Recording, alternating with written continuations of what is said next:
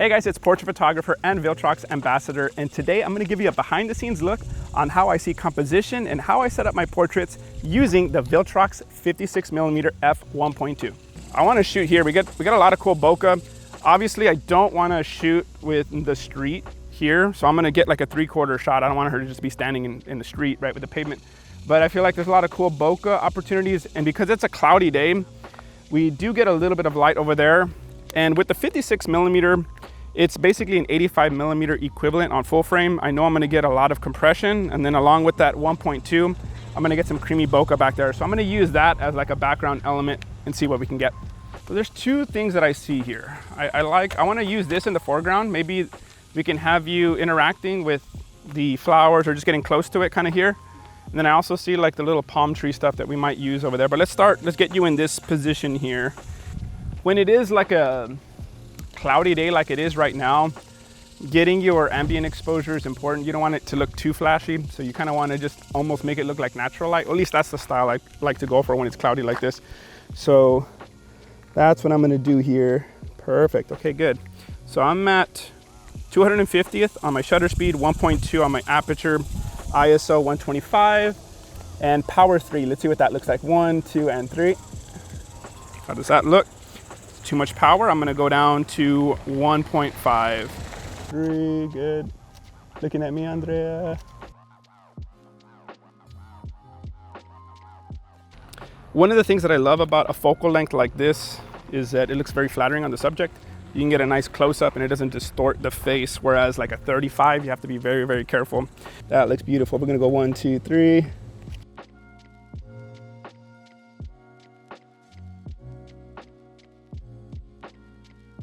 And the reason why I chose this spot is that I'm creating layers, creating like a foreground element. She's kind of the second element in there, and then we get the background. A lot of the time, sometimes if you just put the subject dead in the middle and then blur out the background, there really isn't that depth that you sometimes want in your photographs. So we're just gonna keep shooting here. Once you find a good spot, now it's just a matter of just mixing it up and trying different poses here. So Andrea, we're doing fantastic here. Trying different angles here, 1, 2, 3. One other thing that I really, really enjoy, and this is something that I spoke with Andrea ahead of time, is because we're shooting with a lot of greenery, the brown tones that she's wearing matches really well with the golden brownish tones that we're getting in the background. I feel like all the colors really complement each other really, really well. So I'm just gonna get a few more here and then we're gonna move on to the next spot. 1, 2, 3. Now, one thing that's important when I'm framing my shot, one of the things I notice when I'm framing it is when you get the background render, it's important to figure out what background you want. I'm gonna show you an example where I'm off to the left a little bit and she's kind of blending into the background. I feel like there's this nice sweet spot that I found. So I'm gonna show you, this is what I mean here. So Andrea, go ahead and give me a pose here. So this is what I'm talking about to the left, where it's kind of a little bit dark, and then if I shoot at this angle, we get this nice little clear area in the background, which I really love. Perfect. For this next spot, we're actually getting in closer now to where we were shooting from, which was earlier over there. The reason why I'm moving in closer is that now I get to see more of the color as that sun's popping out. We just had like a storm, kind of clouds, rain come in. Here in Texas, all that stuff usually leaves and we usually get an epic sunset, which is probably gonna happen. Crossing my fingers, let's hope. But anyways, I want to get the color, so I'm getting her closer in there. And what's cool is that we have, once again, the layering that I'm talking about. Andrea's going to be the first layer. Then we have those branches from the tree coming down. That's going to be the second layer. And then we have everything else in the background, which is the sky and the trees in the background. And so I'm using the branch to frame her. So I'm putting her in between. So we have the tree here, branch, and then Andrea's right in the middle of everything there, okay? So we're gonna come back again and we're just gonna rock and roll. So I found another spot that I love. 1, 2, 3. Now let's do like a side pose, Andrea. So I love your posing, but now we're just gonna turn to the side a little bit, okay? So now you can like lift up your foot, and now you're doing the same thing, but now you just turn to the side. Yep, just like that.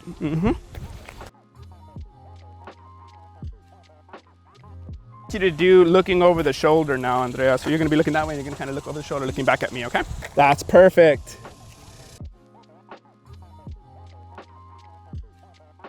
Nice. Oh, I got the wind action, man. When you get the wind in there and it works for you, bam, man. I'm gonna put the photo up, see what I'm talking about. Oh my gosh, I could shoot this all day, but I know Angel's saying right now in his head, dude, you got the shot. You need to move on to the next spot. So anytime I'm shooting a client, or if I'm doing like my own portrait creative shoot, and I get the shot, it's kind of like, okay, Vato, let's move on. Let's go to the next spot so you can get as many looks as you can, okay? And I kind of learned that from Angel, because Angel has a habit of yelling at me, guys. He gets mad at me. All right, and let's get something with you, like kind of here, kind of thing, and we'll kind of see what works and what, I don't know, what fits the flow. I might use 2 lights here because the sun is coming in this direction. We're not gonna get like a natural rim light, whereas the first 2 shots, her back was towards the sun, so we were getting like a natural rim light, like around the body. So I have a 1x3 softbox over there with the 200-watt strobe that I might use. We'll see. 2, 3. Good. 1, 2, and 3. As the sun's coming in this direction, we're already getting natural catch lights in the eyes, which is really cool. And then we're getting the catch light from the strobe, so we're getting like a double combo here. I'm gonna shoot at a lower angle. I'm getting the blues in the background here, so I'm gonna try to go back for a full body. Oh yeah. 1, 2, 3. So what I'm loving about the 56 1.2, once again, it's about an 85mm equivalent on full frame, is that it really compresses the background beautifully. So when you're in a location like this where you have a bunch of greenery, and more importantly, you have different shades of green. So you'll notice that we have the dark green leaves, then you have the bright green leaves in the middle ground. And so you have these different shades. When it renders, oof, man, it's beautiful, beautiful, beautiful. This lens is fantastic for portraits. It's one of my go-to lenses whenever I'm doing client work and I need to blur out the background but still be able to show part of the scene. It looks great. And then once again, you don't get that compression or distortion, I should say, on the face. Now that we got the shot here on the 3rd spot, one of the things I really enjoyed about this spot is Angel was the one that thought of this shot, was the bench here. Anytime you can get the subject, whether it's a client or your subject interacting with something, it helps them fall into the pose a little bit easier, because a lot of times if you just have them standing there, one of the first things they're going to tell you is, well, what do I do with my hands? What do I do with my feet? Here, she can easily just fall into the pose. We already got like about 75% of the pose already done because she's already sitting. The feet fall naturally, and now it's just really just posing the hands and then tilting the head. One of the things that I haven't done yet up until this point is get a full body shot. Here, it makes a lot more sense to get a full body shot because now we're here, we have the dirt, we have the grass. I feel like it's gonna look a lot more natural than just being in the street. So now is a good opportunity to use this. And then we got a cute little bunny back there. You see that bunny back there, guys? Things that you have to look for, guys, is look for the light, man. The light back here is so beautiful. Even though it's cloudy, that's not usually my go-to choice, but today it's working out really well. It's lighting up the grass back there where you're getting that nice, beautiful, bright green. Once again, you get the dark greens, you even have some brown tones there. And the sun is adding a nice little hair light too. Everything's working out really well. So now let's go for that full body shot. We talked about wanting to get the full body shot here, so now it's time to get that. Let's go 1, 2, and 3. We just got that last photo going in this direction. We just had Andrea rotate. I'm rotating now. We're gonna move quickly because we're getting mosquitoes now. The Texas mosquitoes are ruthless, guys. They don't stop. So we're gonna put on some bug spray after this. All right, Andrea, let's get some here. 1, 2, 3. Sun finally came out, and it really did come out now. We're getting this really bright sun. Now this is where it gets complicated, right? So we're shooting right into the sun, shutter speed's having to go way up high. I'm battling like the sun flare coming in, you know, trying to control, trying to get a good composition, all of these little factors coming in all at once. So trying to see if I can make it work. So Andrea, I do like when you're turned to this side, that looks cool. So I did change my angle subtly. I was here and then here, that got rid of a little bit of the flare. So I'm gonna just keep getting some shots here quickly because Andrea, when she's posing like that, it is a little bit tiring for her to be holding that pose there.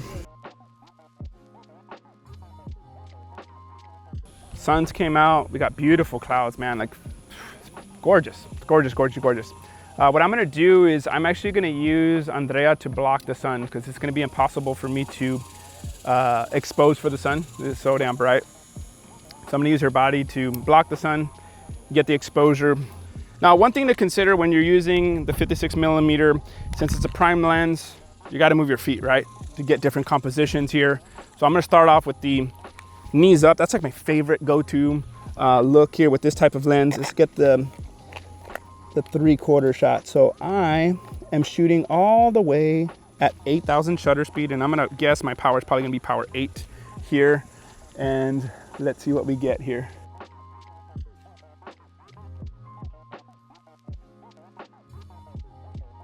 Turn at an angle. So turn your body, rotate, yeah, right there. Perfect. I'm gonna shoot at this angle here, so I get the blues instead of going straight into the sun. So I'm gonna go this way. Do this 1, 2, 3. Now the autofocus on this lens, from my experience from this shoot so far, has been freaking phenomenal. I was doing behind the scenes, going all the way far back. Eye autofocus has been locking in, not having any issues right now. Shooting into the sun, because that's usually the biggest thing, is when you're shooting into the sun, can the lens keep up? Can I get the autofocus still locking in, especially for the eyes? That's what I'm looking for as a portrait photographer. I want a lens that could still lock in on those eyes. Yeah, dude, that is awesome, Andrea. That is beautiful.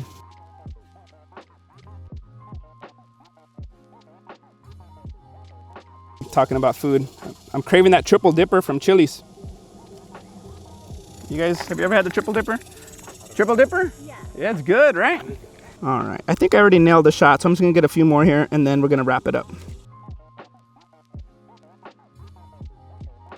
All right, guys, and that's an end to the photo shoot. A lot of the times as portrait photographers, we're always looking for as much gear and lenses we can use during a photo shoot, but I just used one lens today. You saw the results.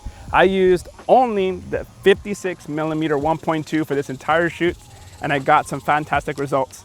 Let me know in the comments which photo was your favorite, and don't forget to like, comment, and subscribe for more educational content. No, I'll play around with it later. I was wondering what this thing's for. We're gonna cut that out because we don't know.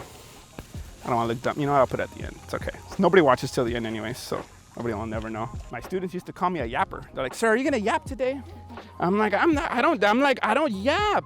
And they're like, "Sir, you're a yapper for real? Yeah. Does your boyfriend get mad? Do you yap? Do you yap to him?" I do, and he sent me those TikToks that are like, it's like a minion just yap, yap. That's it. Oh, it'd be nice if the trigger was on. Such a newbie, man. Such a noob. Everything's all messed up. Now it's on TTL. See, these are the things that we hide. You know, I have to make myself look like I know what I'm doing. You know, in the video, I'm gonna cut this stuff out.